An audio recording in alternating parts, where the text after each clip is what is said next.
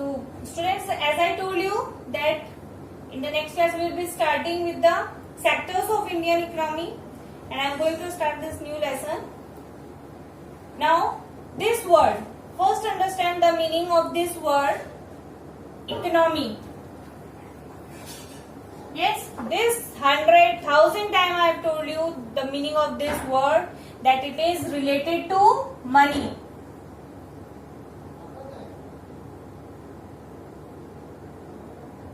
Yes. So, what we are going to start with today? We are going to start with the sectors that related with Indian and helping the Indian economy. Yes. कि वो कौन कौन से sectors हैं जिनसे हमें Indian economy, Indian की money, India के डेवलपमेंट के बारे में पता लगता है. क्लियर? सपोज करो I am working at a place. ठीक है, ये स्कूल है, फर्स्ट स्कूल. यहां सपोज मुझे जो सैलरी मिलती है वो मुझे मिलती है 15,000. Clear? Now if I got an opportunity for the second school and there I am getting 30,000. Yes, I will move here. मैं क्या करूंगी? मैं यहां से यहां चली जाऊंगी. क्यों? With this development, with this increase, ये जो increase है, this will help me in developing my other sectors.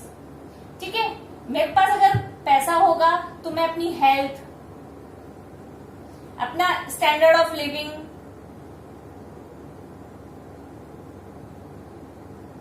Clear, standard of living में तो सारी चीज आ जाएगी जिसमें आपका your clothing, your dressing style, your food items and everything. आप डेफिनेटली जो आपका फूड है वो भी कैसा होगा? It will be of high quality. तो जैसे ही मैंने इसको यहां से यहां स्विच किया, मुझे इंक्रीज जो मिला, उस इंक्रीज से मैंने अपने अदर डेवलपमेंट किए. Clear?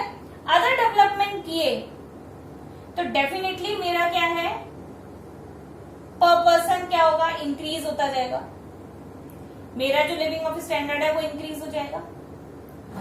In the same way what it is telling about the Indian economic sectors by which the development of India is depending. सीधी सी बात है, इफ अगर इंडिया के पास पैसा होगा, हम लोग क्या कहलाते हैं? डेवलपिंग कंट्री क्यों कहलाते हैं? क्योंकि अभी हमारे देश में क्या है, मनी से रिलेटेड प्रॉब्लम्स हैं. ठीक है, सो अगर हमें डेवलपमेंट करना है तो हम कौन से सेक्टर की तरफ ध्यान देंगे? Economic sectors. तो आज उन्हीं सेक्टर्स के बारे में पढ़ेंगे कि वो कौन कौन से सेक्टर्स हैं जिनसे हमें ये पता लगता है कि इंडिया की इकोनॉमिक कंडीशन कैसी है. क्लियर? तो दीज आर द सेक्टर्स. अब वो कौन कौन से हैं? Let us start with that. तीनों सेक्टर का एम क्या है? Economic development. डेफिनेटली हम किसकी बात करेंगे? इकोनॉमी की बात करेंगे. तो इकोनॉमिक डेवलपमेंट करना ही तीनों सेक्टर्स का मेन एम है. Primary, secondary and tertiary. ठीक है, ये तीन सेक्टर्स हैं और ये तीनों सेक्टर्स क्या करते हैं? हमको इनको डिवाइड करना है. इसमें ये समझना है कि कौन कौन से हैं जिसके अंदर क्या क्या चीजें इंक्लूड होती है. देखो, if I talk about primary sectors, primary यानी पहले, तो सबसे पहले हम किसकी बात कर ले? इसको समझो ऐसे, हम लोग नेचर से रिलेट करके बात करते हैं. वो सारी चीजें इसमें जो आएंगी जो डायरेक्टली किससे रिलेटेड होंगी? नेचर से रिलेटेड होंगी. क्लियर? लाइक मैं बात करूं agriculture, mining, animal husbandry,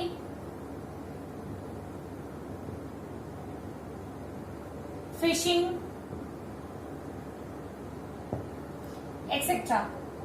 agriculture का डायरेक्ट रिलेशन किससे है? नेचर का, नेचर से. माइनिंग है, एनिमल्स हस्बेंड्री है, फिशिंग है, ये सारी चीजें किससे रिलेटेड है? नेचर से.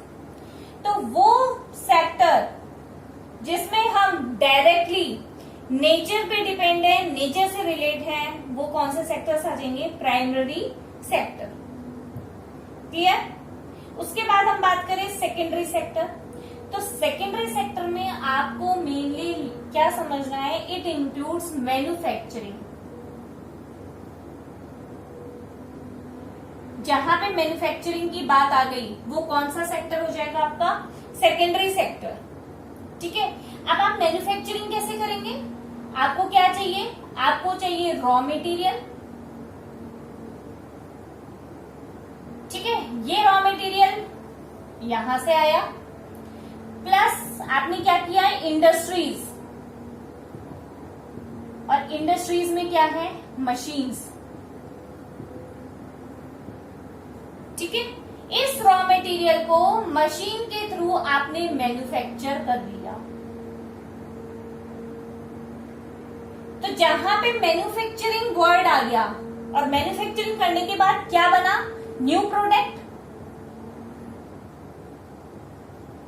New products are formed. तो ये जो न्यू प्रोडक्ट बना वो ये कौन से सेक्टर में इंक्लूड है? सेकेंडरी सेक्टर के अंदर। Clear?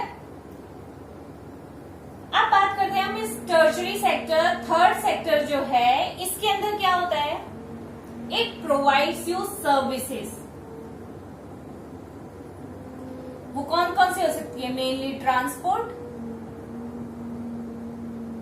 Communication,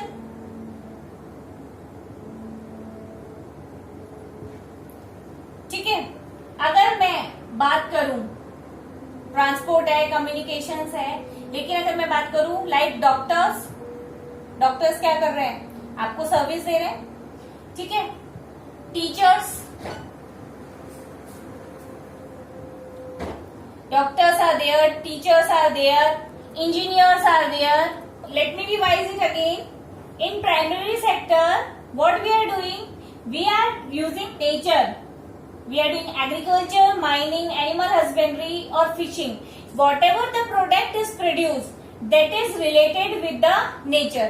That's all comes in the primary sector. Where we have put the machines. Okay. We have set up industries and we are using the raw material that we have produced by the primary sector, and we are manufacturing the things. New product is formed. It is secondary sector. In tertiary sectors there are services.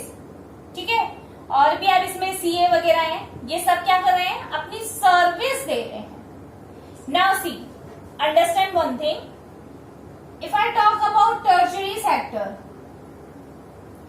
इसको हमने एक sector तो बोला, लेकिन just understand, क्या primary sector अपना work tertiary sector के बिना कर सकता है?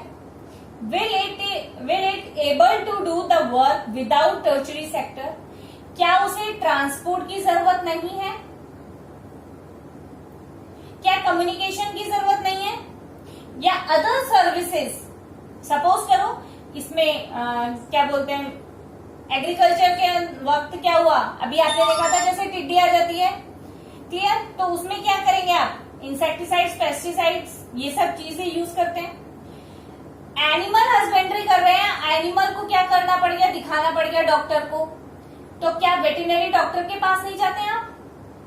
ठीक है, अपने एनिमल को कहाँ लेके जाएंगे? वेटरनरी डॉक्टर के पास। वो क्या दे रहा है? अपनी सर्विस। क्लियर? तो प्राइमरी सेक्टर को भी अपना वर्क करने के लिए किस पे डिपेंड होना पड़ रहा है? टर्शरी सेक्टर के ऊपर। क्लियर? सेकेंडरी सेक्टर है, सेकेंडरी सेक्टर को raw material, if he has to fulfil the demand of the raw material, it will come through transport. वो भी ट्रांसपोर्ट के थ्रू आएगा, ट्रांसपोर्ट के थ्रू आएगा। If he had manufactured the things and he has made the new product, again when we have to use that product for the selling, we have to send that product to the market. Market तक जाना पड़ेगा, तो क्या करना पड़ेगा? Again transport का use करना पड़ेगा। कितना रॉ मटेरियल चाहिए, मुझे ऑर्डर देना पड़ेगा, और ये ऑर्डर दूंगी तो ये क्या होगा? मैं क्या करूंगी? कम्युनिकेशन करूंगी। ठीक है, चाहे मैं कम्युनिकेशन मोबाइल्स के थ्रू करूं, हम लोगों ने ट्रांसपोर्ट, कम्युनिकेशन, ये सारे सेक्टर्स के बारे में डिटेल में पढ़ा है। क्लियर? तो ये सारी चीजें तो हमको पता है कि कम्युनिकेशन वगैरह किस तरह से ये सर्विस हमको हेल्प करती है। तो अगर मुझे रॉ मटेरियल कितना चाहिए, मुझे मंगवाना पड़ेगा, तो मुझे रॉ मटेरियल के लिए क्या करना पड़ेगा? कम्युनिकेशन करना पड़ेगा। मेरे को किसी चीज का प्रोडक्शन करना है, सपोज करो एसी का प्रोडक्शन करती हूँ मैं, ठीक है, तो मेरे पास ऑन डिमांड, ठीक है, डिमांड से मुझे पता लगा कि मुझे कितने प्रोडक्ट्स बनाने हैं, और मैं क्या करूंगी, मैं उतना ही रॉ मटेरियल का ऑर्डर करूंगी, और रॉ मटेरियल का ऑर्डर करूंगी उसी तो मेरे को क्या करना पड़ेगा? कम्युनिकेट करना पड़ेगा। मेरे पास जब ऑर्डर आया तो भी कम्युनिकेशन हुआ, मैंने जब ऑर्डर दिया तो भी मैंने क्या किया? कम्युनिकेशन किया। तो मैंने क्या सेकेंडरी सेक्टर ने अपना वर्क टर्शियरी सेक्टर के बिना किया? नहीं किया। तो इसका मतलब primary sector, secondary sector, they both are depending on tertiary sector. Clear? Okay, now another thing what we have to understand, मैंने ये बोला कि टर्शियरी सेक्टर, ये दोनों सेक्टर टर्शियरी सेक्टर पे डिपेंड है। Now what I am saying, अगर secondary sector, primary sector ही नहीं हो, सेकेंडरी सेक्टर ही नहीं हो, what the tertiary sector will do? Are you getting my point? अगर ये दोनों नहीं होंगे तो प्राइमरी टर्शियरी सेक्टर कैसे काम करेगा? सेकेंडरी सेक्टर की अगर हम बात करें तो जिस तरह से टर्शियरी सेक्टर पे डिपेंड था रॉ मटेरियल के लिए, ये प्राइमरी सेक्टर पे डिपेंड है। क्लियर? रॉ मटेरियल के लिए किस पे डिपेंड है? प्राइमरी सेक्टर के ऊपर डिपेंड है। तो सेकेंडरी सेक्टर भी प्राइमरी सेक्टर और टर्शियरी सेक्टर दोनों पे डिपेंड हुआ। क्लियर? प्राइमरी सेक्टर की अगर हम बात करें, सपोज करिए एग्रीकल्चर को छोड़ दो, क्यों? क्योंकि इसमें हम फूड का भी प्रोडक्शन कर लेते हैं, करते हैं ना फूड का प्रोडक्शन, लेकिन मैं क्या फूड में कॉटन को इंक्लूड करूंगी? क्या मैं जूट को इंक्लूड करूंगी? या पर्टिकुलर शुगर केन ले लो आप, मैं शुगर केन का प्रोडक्शन करती हूँ, तो क्या मैं सिर्फ शुगर केन से अपना फूड का सारा पूरा कर सकती हूँ? नहीं। तो मुझे प्राइमरी सेक्टर, यानी कि मुझे अगर मैं कॉटन का प्रोडक्शन करती हूँ, जूट का प्रोडक्शन करती हूँ, तो मैं किस लिए करूंगी? किसी न किसी चीज की मैन्युफैक्चरिंग के लिए। ठीक है? तो ये सेक्टर भी सेकेंडरी सेक्टर पे डिपेंड है। फिर मैं अगर मेरे को क्या करना है, प्रोडक्शन करना है, तो again I will go for tertiary sector, मुझे इसकी सर्विसेज चाहिए। क्लियर? तो in after understanding all this thing, I come to the conclusion that all these three sectors are interdependent to each other। ये तीनों ही sector एक दूसरे पे depend है, और ये क्या नहीं कर सकते? अपना वर्क नहीं कर सकते, एक दूसरे के बिना इनकम्प्लीट है for what they are. Clear? तो ये क्या है? एक दूसरे से रिलेटेड है। I hope this much point is clear to you कि प्राइमरी सेक्टर जो कि क्या है, डायरेक्टली हम लोग agriculture, mining, animal husbandry, fishing वगैरह ये सारी चीजें करते हैं। एक फॉरेस्ट्री भी आता है। ठीक है? कहने का मतलब डायरेक्ट जो इनका प्रोडक्शन है वो किससे रिलेटेड है? नेचर से। सेकेंडरी सेक्टर के अंदर we are doing the manufacturing work, and for manufacturing we have set up the industries. Clear? Now we are taking raw material from the primary sector, taking to the industries, using the machines and manufacturing new product। Clear? New product, अब उस new product को मुझे क्या करना पड़ेगा? Market तक लेकर के जाना पड़ेगा। अपने घर में रखने के लिए थोड़ा बनाया है, I have to take it to the market for the selling. तो मैं क्या करूंगी? Again I am going for the tertiary sector, I am taking their services and just getting my products for the market. Clear? तो all these sectors are interdependent on each other, एक दूसरे के ऊपर क्या है? डिपेंड है। ठीक है? So this is the sector. ये वो तीन सेक्टर्स हैं जिनकी हम बात किसमें कर रहे हैं? इंडियन इकोनॉमी में। अब आप देखो हम क्या कर रहे हैं, इन सब चीजों का प्रोडक्शन कर रहे हैं। क्लियर? जिससे हम क्या कर रहे हैं? बाइंग एंड सेलिंग कर रहे हैं। इसमें भी हम बाइंग एंड सेलिंग कर रहे हैं। इसमें भी हम क्या कर रहे हैं? मनी को अर्न कर रहे हैं। ठीक है? मेरा एक ट्रैक्टर है, क्लियर, या बहुत बड़ा ट्रक है जिसमें माल क्या होगा? लोड होगा, and I will take it to the market.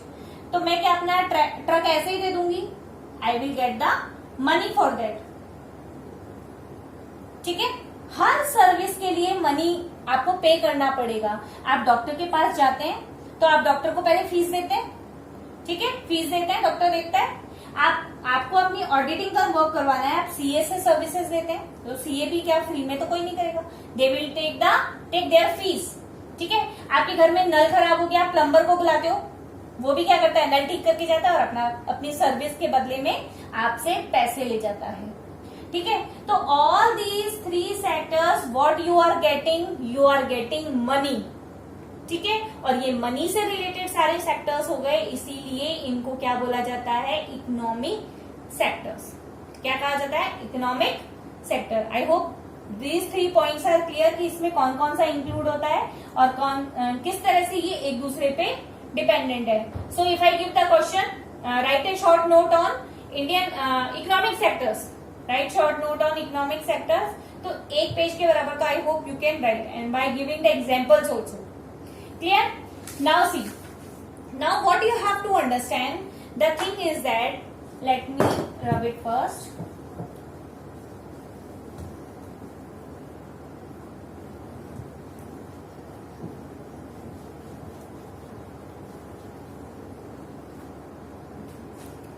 Yes. Now what you have to understand, value of goods and services in the 3 sectors are calculated and then added up.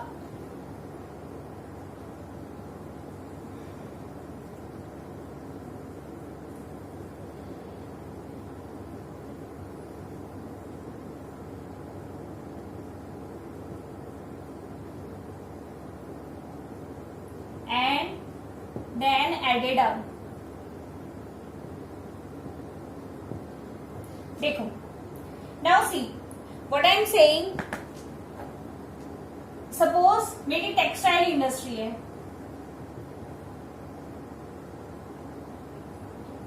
Yes, okay, और मैं क्या करती हूँ, suit का production करती हूँ। तो मैं क्या करूंगी, उसके अंदर सबसे पहले देखो क्या यूज हुआ, कॉटन। कॉटन आपको एग्रीकल्चर से मिला, ठीक है। उसके बाद यार्न बना, ये आपका सेकेंडरी सेक्टर हो गया, ये आपका प्राइमरी सेक्टर था, ठीक है। उस यार्न के बाद पीस ऑफ क्लोथ बना, ठीक है, अगेन ये सेकेंडरी सेक्टर में आया, क्लियर। और इस क्लोथ से मैंने क्या बनाया, सूट बनाया। मैंने क्या किया, सेकेंडरी सेक्टर को यूज किया। और जब ये सूट बन के मार्केट के तैयार हो गया तो मार्केट में लेके जाऊंगी और मैं टर्शियरी सेक्टर को यूज करके इसको कहां ले आई, मार्केट के अंदर।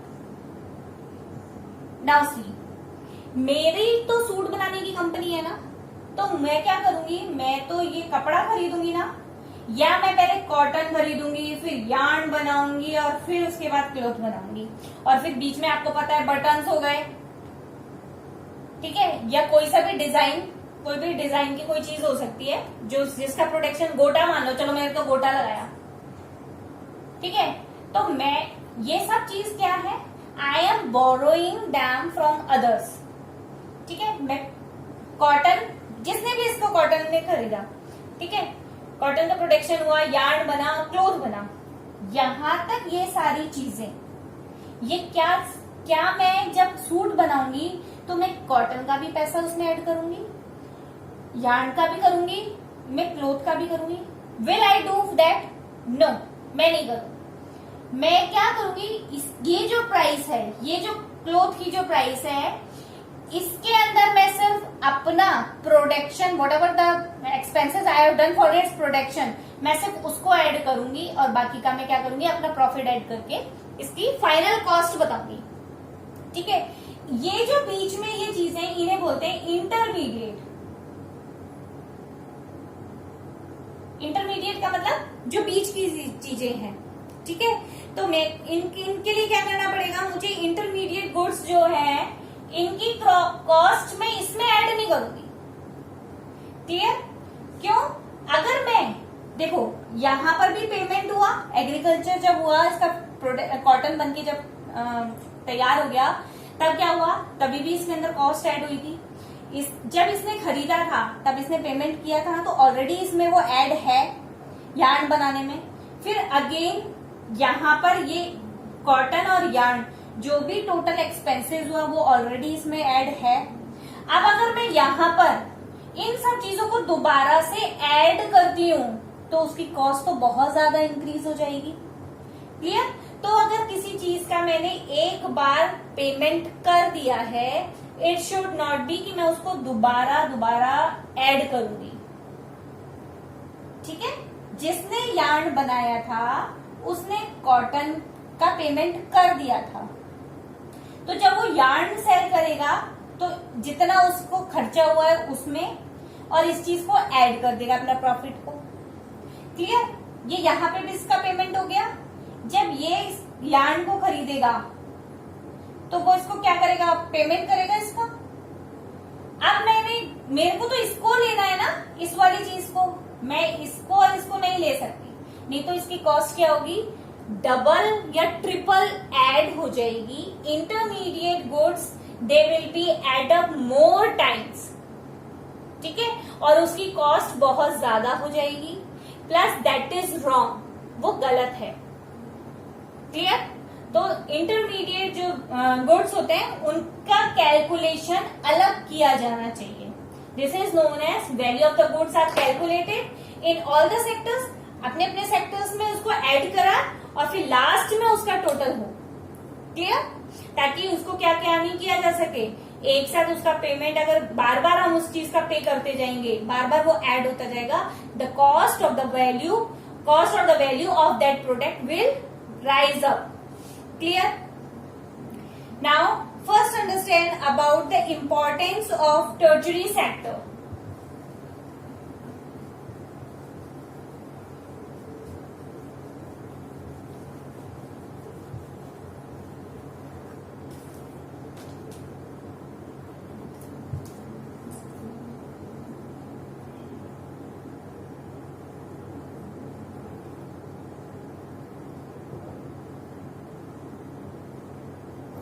Yes, importance of tertiary sector.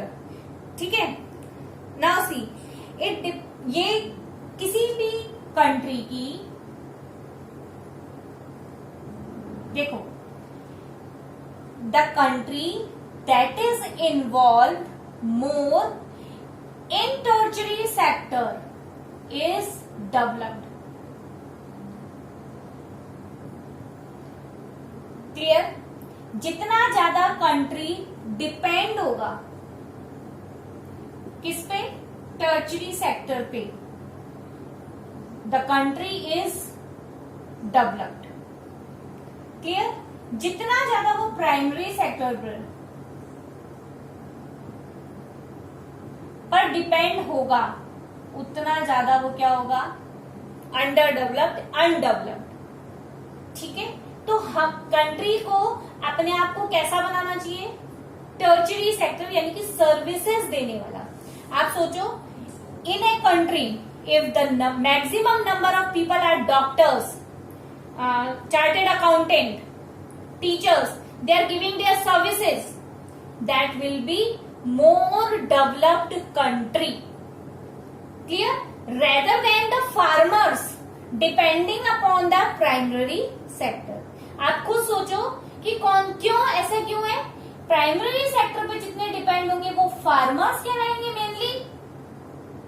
ठीक है? फार्मर्स है मेनली, चाहे वो एनिमल हस्बेंड्री करें और या फिर उसके अलावा फिशिंग वगैरह है, तो मेनली हम लोग किसको लेके चलते हैं, एग्रीकल्चर सेक्टर को लेके चलते हैं, तो फार्मर्स कह दूंगा यहाँ पे। जो कंट्री जितने ज्यादा लोग इस फार्मिंग का काम कर रहे हैं वो ज्यादा डेवलप्ड होंगे, या the countries they are giving their services, doctors हैं, इंजीनियर्स हैं, चार्टर्ड अकाउंटेंट हैं, दे आर गिविंग देयर सर्विसेज, कौन सी ज्यादा डेवलप्ड होगी, डेफिनेटली टर्चरी सेक्टर। ठीक है? So what I am saying, the country that is depending upon the tertiary sector is more developed rather than the countries, their citizens are depending more on primary sector. और India के अंदर क्या है, India के अंदर क्या है, mainly primary sector पे डिपेंड है हम, बहुत सारे 75%, 71 to 75% they are including in farming activities, ठीक है। तो इसलिए इंडिया भी क्या है, डेवलप्ड कंट्री नहीं है, डेवलपिंग कंट्री में आता है, क्लियर। तो वो चाहे हॉस्पिटल्स हैं, एजुकेशनल इंस्टीट्यूट है, टेलीग्राफ सर्विसेज है, पुलिस स्टेशन है, ये सारी सर्विसेज, ठीक है। पुलिस भी तो क्या कर रही है, किसी चीज का प्रोटेक्शन करना कर रही है, they are giving their services, clear. तो ये किस पे डिपेंड है, टर्शरी सेक्टर पे। तो वो कंट्री क्या होगी, ज्यादा डेवलप्ड होगी। So I hope you are getting कि इंपॉर्टेंस क्या है टर्शरी सेक्टर की। Now it depends, due to the demand in increased level there is rise in demand for more services, ठीक है।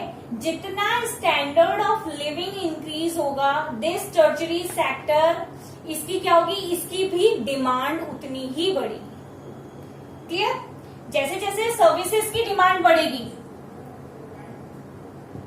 सर्विस की डिमांड होगी, तो डेफिनेटली कौन सा सेक्टर इंक्रीज हो रहा है, कौन सा सेक्टर डेवलप हो रहा है, tertiary sector, clear.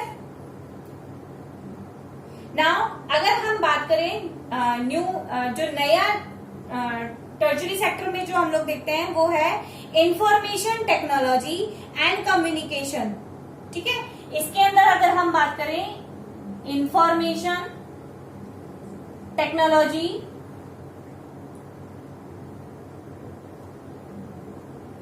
And communication,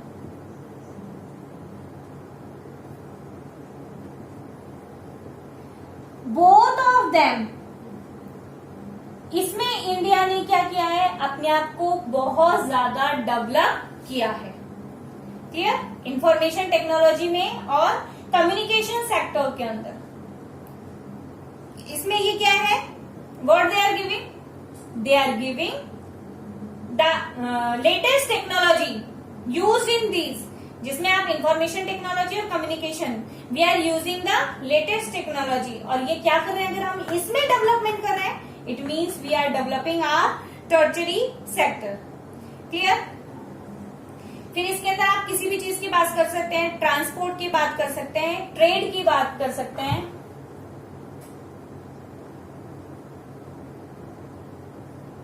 storage की बात कर सकते हैं, ये सब क्या है, सर्विस गिविंग, क्लियर। ट्रांसपोर्टेशन का काम करना है, आपको अपना ट्रेड इंक्रीज करना है, ये सारी चीज क्या हो रही है, they are increasing the tertiary sector. और अगर आपने टर्शरी सेक्टर इंक्रीज कर लिया, it means the country developing, under develop से डेवलपिंग, और डेवलपिंग से developed country it will become, okay. I hope ki, this much point you have understood, and next we will be studying in the next class.